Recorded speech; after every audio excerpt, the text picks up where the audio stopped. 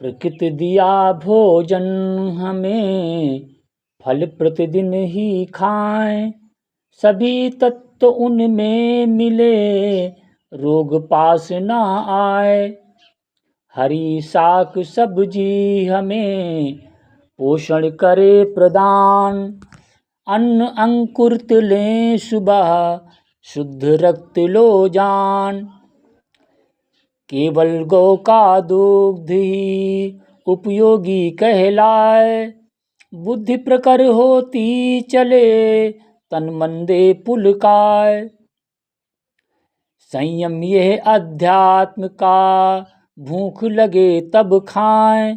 नमक और शक्कर सदा कम प्रयोग में लाए। प्यारे मित्रों, आप सभी को सादर प्रणाम। आइए सुने युग ऋषि का अमृत में संदेश।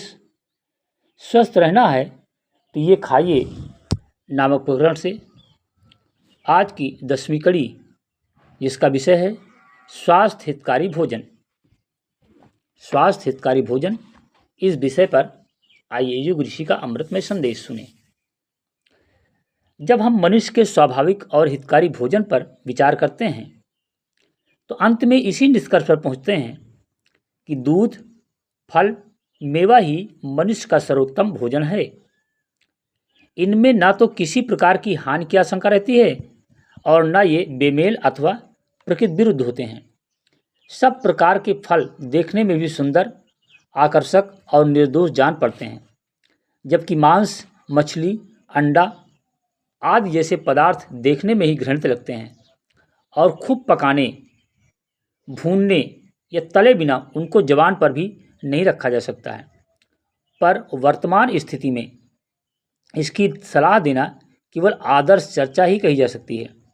जब संसार के एक बड़े भाग में और विशेषता अपने देश में करोड़ों व्यक्तियों को सूखी रोटी भी पूरी मात्रा में मिल सकना कठिन हो रहा है और दूध, मेवा आदि अधिकांश जनता के लिए स्वप्न बनते जा रहे हैं, तब उनका इच्छानुसार मात्रा में पा सकना एक कल्पना ही हो सकती है।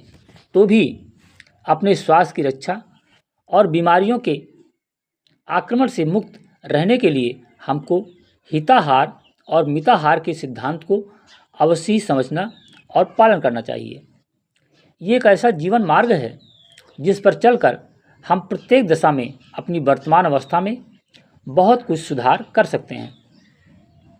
हिताहार और मिताहार का सारांश यही है कि हम सदा शुद्ध और सात्विक भोजन ही ग्रहण करें और राजसी तथा तामसी भोजन से बचकर रहें।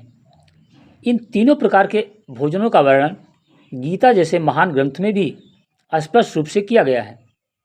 इसका तात्पर्य यही है कि जो लोग अपने शारीरिक और मानसिक स्वास्थ्य की रक्षा करना चाहते हैं और उनके द्वारा आत्म कल्याण के लिए प्रयत्नशील होने के अभिलाषी हैं, उनको सदैव ऐसे खाद्य पदार्थ ग्रहण करने चाहिए जो शरीर के लिए पोषक और पुष्टिकर्ता हों और साथ ही अनुत्तेजक तथा सद्वृत्तियों की रक्षा करने वाले भी हों। जो व्यक्ति ऐसे पदार्थों को, चाहे वे कीमती हों या सस्ते दामों के हों, यथासंभव प्राकृतिक रूप में रखते हुए उचित मात्रा में ग्रहण करेगा, वो सुखी और संतुष्ट जीवन व्यतीत करने में समर्थ हो सकेगा। उदाहरणार्थ, अमीर आदमी अगर सेब, अंगूर, अनार, मक्खन आदि कीमती वस्तुओं का प्रयोग कर सकते हों, तो सामान्य स्थिति वाला भी गाजर, टमाटर, आंवला, मूंगफली, खजूर, पालक, चौराई, लौकी आदि साग तरकारी का व्यवहार करके वैसा ही लाभ उठा सकते हैं। इन पदार्थों को भी शरीर की आवश्यकता कम मात्रा में ही लिया जाए। मुख्य बात पदार्थों की बहुमूल्यता अथवा अधिकता नहीं है, वरन जिह्वा को अपने वश में रखकर उनका उचित रूप से उपयोग करने में है। इस प्रकार सामान्य पदार्थों से भी इतना जीवन तत्व प्राप्त किया जा सकता है कि मनुष्य स्वस्थ और सुखी जीवन व्यतीत कर सकता है। ओम शांति। प्यारे मित्रों, ये विशेष संदेश आप सुन रहे थे, जिसका विशेष है स्वास्थ्य हितकारी भोजन। अगला जो वीडियो संदेश है युग ऋषि का, 11वां, भोजन के सामान्य नियम। उसका विषय है भोजन के सामान्य नियम। इस टॉपिक पे अगला वीडियो संदेश देखना और सुनना ना भूलें। तो इस संदेश को ज़्यादा से ज़्यादा अपने इष्ट मित्रों तक शेयर करें और अपने आचरण में, अपनी दिनचर्या में उतारने का प्रयास करें। चैनल को सब्सक्राइब करें, लाइक करें, कमेंट करके बताएं